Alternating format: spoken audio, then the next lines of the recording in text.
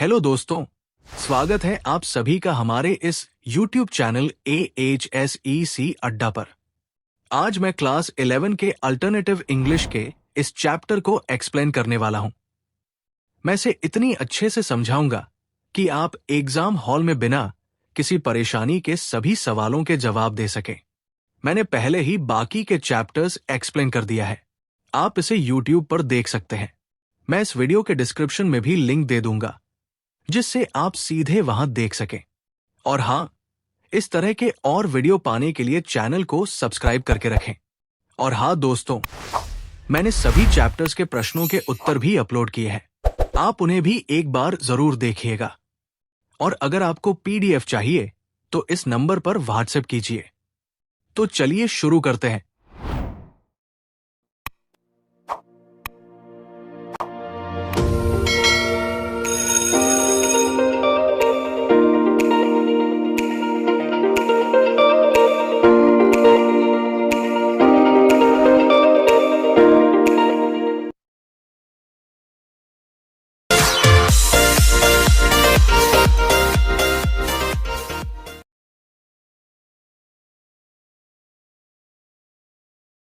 Life and learning.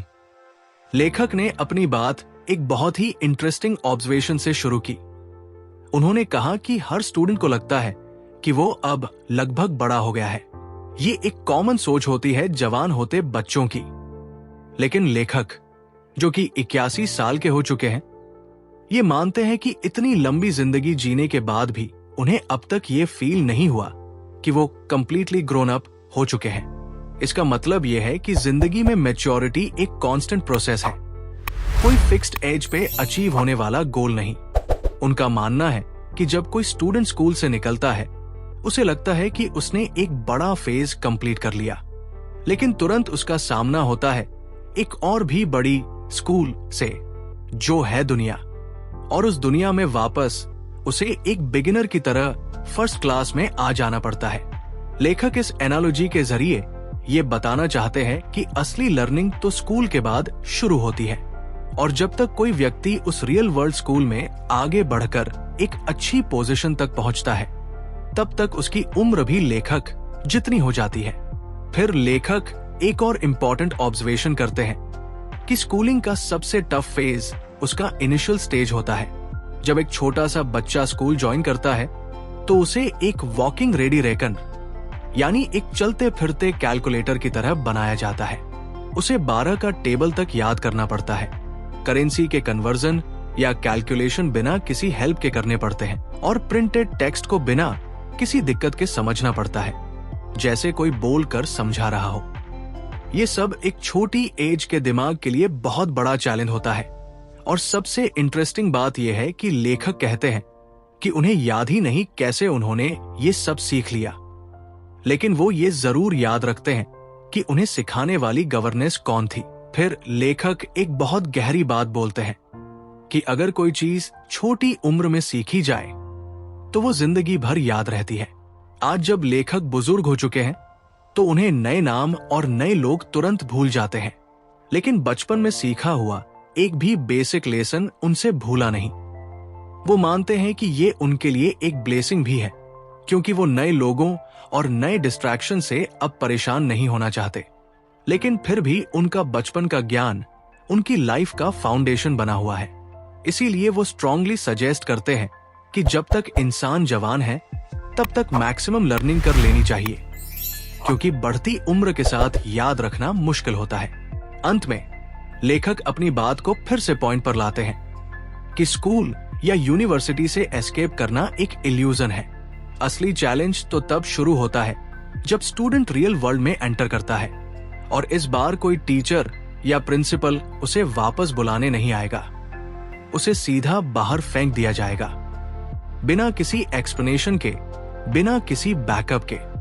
Life उसके पीछे दरवाजा जोर से बंद कर देगी, और तब शुरू होगा असली स्ट्रगल। लेखक कहते हैं कि स्कूल लाइफ तब तक इरिटेटिंग या बोरिंग लगती है जब तक बच्चे उसकी आदत नहीं डाल लेते, लेकिन जैसे ही आदत पड़ जाती है सब कुछ मैनेजेबल हो जाता है। उसकी वजह है रूटीन। स्कूल लाइफ एक फिक्स्ड शेड्यूल पे चलती है। एक निश्चित समय पर उठना, नहा धोना, खाना खाना और पढ़ाई करना, सब कुछ एक डेफिनेट टाइम टेबल के अकॉर्डिंग। पहले तो ये रूटीन जबरदस्ती लगती है, लेकिन धीरे धीरे इसी में कंफर्ट मिलने लगता है। लेखक एक बहुत ही सेंसिबल पॉइंट उठाते हैं कि जो रूटीन सबके लिए डिजाइन की जाती है वो असल में किसी एक के लिए भी परफेक्टली फिट नहीं होती। हर स्टूडेंट अलग होता है, उनका दिमाग, उनका इंटरेस्ट, उनकी एनर्जी सब इंडिविजुअल होते हैं। लेकिन स्कूल सिस्टम हर स्टूडेंट को एक ही तरीके से ट्रीट करता है, क्योंकि ना तो इतना टाइम होता है और ना ही पैसा कि हर एक के लिए अलग टीचर और पर्सनलाइज्ड रूटीन डिजाइन किया जा सके। इस बात को समझाने के लिए लेखक एक एग्जाम्पल देते हैं। वो याद करते हैं कि जब अंग्रेज लोग जर्मनी जाते थे तो उन्हें यह जानकर हैरानी होती थी कि वहां के बूट्स राइट या लेफ्ट में डिवाइड नहीं होते थे। एक ही डिजाइन का बूट होता था, चाहे वो किसी भी पैर में डाल लो, आपको अपना पैर उस बूट में फिट करना पड़ता था। ये एग्जाम्पल वो इसलिए देते हैं क्योंकि दुनिया में इतनी टेक्नोलॉजिकल एडवांसमेंट होने के बावजूद हम बेसिक कंफर्ट और कस्टमाइजेशन में अभी भी पीछे हैं। इसी एनालॉजी को आगे बढ़ाते हुए लेखक कहते हैं कि स्कूल रूटीन भी उन्हीं जर्मन बूट्स और अननिटेड सॉक्स जैसा है, जिसमें किसी इंडिविजुअल के पैर यानी पर्सनैलिटी का परफेक्ट मैच नहीं होता। वो अनकंफर्टेबल होता है, लेकिन फिर भी हमें उसमें फिट होना पड़ता है, हमें मैनेज करना पड़ता है, क्योंकि और कोई ऑप्शन ही नहीं होता। स्कूल के बाद जब कोई स्टूडेंट बड़ा होकर दुनिया में आता है तो वहां भी उसे किसी न किसी रूटीन को चूज करना पड़ता है, जैसे college routine, military routine, civil service routine, theatrical routine या सबसे बेकार पार्लियामेंट्री रूटीन। हर फील्ड में एक फिक्स्ड सिस्टम है और उसमें घुसने के लिए एग्जामिनेशन पास करना मैंडेटरी है। लेखक वार्न करते हैं कि अगर कोई इन रूटीन्स में अपना मन ज्यादा लगा लेगा या सोचने लगेगा कि सब कुछ सीख लेगा तो वो कंफ्यूज हो जाएगा। सच तो ये है कि दुनिया में कोई भी ऐसा स्कॉलर नहीं होता जो सब कुछ जानता हो। इसी वजह से लेखक एक और सल्यूशन बताते हैं, क्रैमर के पास जाना। क्रैमर एक ऐसा इंसान होता है जिसका काम ही होता है पुराने एग्जामिनेशन पेपर्स को स्टडी करना और ये समझना कि एग्जामिनर्स बार बार कौन से सवाल पूछते हैं और उनके एक्सपेक्टेड जवाब क्या होते हैं। लेखक ये भी क्लियर करते हैं कि ये आंसर्स हमेशा सही हों, ऐसा जरूरी नहीं है। एग्जामिनर्स अक्सर बुजुर्ग होते हैं, उनका ज्ञान आउटडेटेड हो सकता है। एग्जामिनेशंस में सक्सेस पाने के लिए सच्चाई बताना जरूरी नहीं होता। जो एग्जामिनर सुनना चाहते हैं वो लिखना पड़ता है, तभी आप सेफ रहते हो और पास होते हो। लेखक कहते हैं कि आज के जमाने में एग्जामिनेशन देना वैसे ही है जैसे कोपरनिकस के जमाने में था। अगर आप 20 साल के होकर किसी 50 साल के एग्जामिनर के सामने एग्जाम देने जाते हो तो आपको यह समझना होगा कि उन्होंने 30 साल पहले क्या पढ़ा था और आपको उन्हीं पुराने कॉन्सेप्ट्स को उनके सामने रिपीट करना पड़ेगा, ना कि वो जो आप आज सीख रहे हो। लेखक यहां एक बहुत ही सैटारिकल पॉइंट बना रहे हैं कि एग्जाम्स में सक्सेस का राज ट्रूथ नहीं बल्कि टाइमिंग और आउटडेटेड नॉलेज को समझना होता है।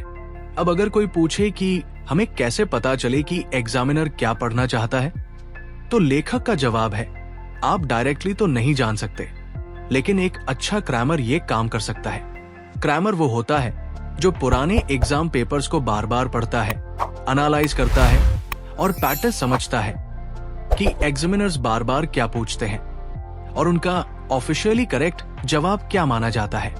लेखक ये भी मानते हैं कि अगर कोई स्टूडेंट इन सवालों को सिंसियरली रट्टा मार ले यानी स्वॉट हार्ड, तो वो इजीली पास हो सकता है।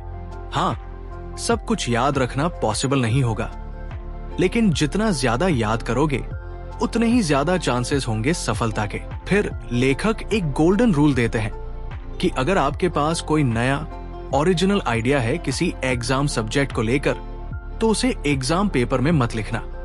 आप शायद अपने एग्जामिनर से ज्यादा नॉलेजेबल हो, लेकिन उन्हें कभी ये महसूस मत होने देना कि आप ऐसा समझते हो, नहीं तो पास होना मुश्किल हो जाएगा। जब कोई स्टूडेंट एग्जाम्स क्लियर करके रियल लाइफ में एंटर करता है, तब उसे ये शॉक लगता है कि उसकी एजुकेशन बहुत ही इनकम्प्लीट थी। वो देखता है कि ना उसे सही खाना खाना आता है, ना सही तरह से सोना या सांस लेना। फिटनेस के लिए जो उसने सीखा होता है वो मोस्टली ऐसे एक्सरसाइजेस होते हैं जो उसकी लाइफ को 20 साल छोटी कर देते हैं। लेखक अपना एग्जाम्पल देते हैं कि उन्होंने 60 साल तक ऐसे काम किए हैं जो सिर्फ एक हाईली एजुकेटेड इंसान ही कर सकता था। लेकिन आयरनी यह है कि उनकी रियल एजुकेशन स्कूल ने नहीं दी। उनके स्कूल टीचर्स उन सब्जेक्ट्स के बारे में अंधेरे में थे जिन्होंने उनका एक्चुअल डेवलपमेंट किया। स्कूल उनके लिए एक पनिशमेंट था, एक ऐसी जेल जहां उनकी क्रिएटिविटी दबा दी गई। वो कहते हैं कि उनका आर्टिस्टिक टेम्परामेंट था। उन्हें इंग्लिश पोएट्स, प्लेराइट्स, साइंटिस्ट्स सबके वर्क समझ में आते थे, लेकिन स्कूल बुक्स नहीं, क्योंकि वो बोरिंग और बैडली रिटन होती थी। उन्हें क्लासिकल म्यूजिशियंस और पेंटर्स के बारे में कुछ भी नहीं सिखाया गया। उनका कहना है कि अगर कोई स्टूडेंट उन सब चीजों से वंचित रहे तो चाहे उसके पास गोल्ड मेडल्स हो, वो अंदर से एक अनसिविलाइज्ड और इग्नोरेंट इंसान ही होता है।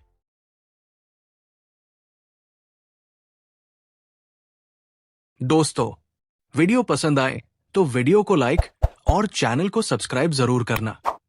तो मिलते हैं अब नेक्स्ट वीडियो पे। तब तक के लिए गुड बाय।